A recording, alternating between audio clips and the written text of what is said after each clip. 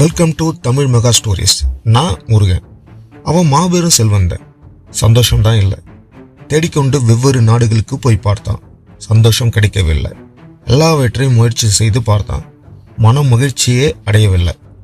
துறவரத்தில் இறங்கினால் சந்தோஷம் கிடைக்கும் என்று யாரோ சொல்ல, அதையும் அவன் முயற்சி செய்து பார்க்க முடிவெடுத்தான். தனது வீட்டில் இருந்த தங்கம், வைரம், வைடூரியம் என்று எல்லாவற்றையும் எடுத்து ஒரு மூட்டையாக கட்டி கொண்டு போய் ஒரு யோகியின் காலடியில் வைத்துவிட்டு, சுவாமி, இதோ என் அனைத்து சொத்துக்களையும் உங்கள் காலடியில் வைத்திருக்கிறேன். இனி இதில் எதுவுமே எனக்கு தேவையில்லை. நான் நாடி வந்திருப்பது அமைதியையும் மன சந்தோஷத்தையும் மட்டுமே என்று யோகியிடம் சரணடைந்தான். அந்த யோகியோ அந்த செல்வந்தன் சொன்னதை காதில் வாங்கிய மாதிரியே தெரியவில்லை. அவன் கொண்டு வந்த மூட்டையை மட்டும் அவசரமாக பிரித்து பார்த்தார். கண்ணை கூச வைக்கும் ஒளியுடன் ஜொலித்த தங்கத்தையும் வைரத்தையும் பார்த்த யோகி மூட்டையை சுருட்டி எடுத்து தன் தலையில் வைத்து கொண்டு ஒரே ஓட்டமாக ஓட ஆரம்பித்தார். செல்வந்தனுக்கு பெரும் அதிர்ச்சி.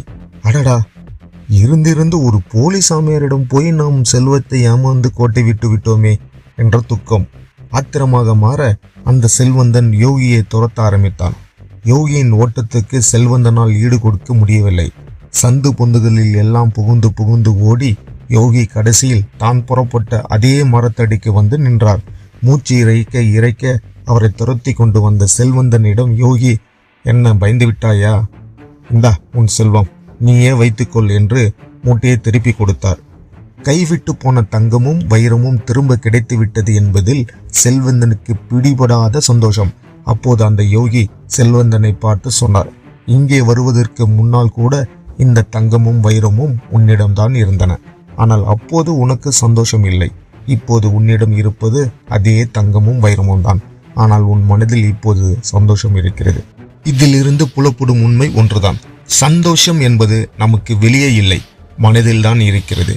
இந்த உண்மை செல்வத்தை மூட்டை கட்டி கொண்டு திரிந்த செல்வந்தனைப் போலவே நம்மில் பலருக்கும் கூட தெரியவில்லை. அதனால்தான் நாம் பல சமயங்களில் நமது சந்தோஷத்துக்காக பிறரை சார்ந்து இருக்கிறோம். யாராவது ஒருவர், சபாஷ், நீ நன்றாக வேலை செய்கிறாய் என்று பாராட்டினால் நாம் சந்தோஷத்தில் மிதக்கிறோம். அதே நபர் நம்மை ஒரு வார்த்தை திட்டிவிட்டால் சந்தோஷம் ஒட்டுமொத்தமாக போய்விடும். இது போலவே உங்கள் வாழ்விலும் ஏதேனும் நிகழ்வுகள் நடந்திருந்தால் கமெண்டில் தெரிவிக்கும்.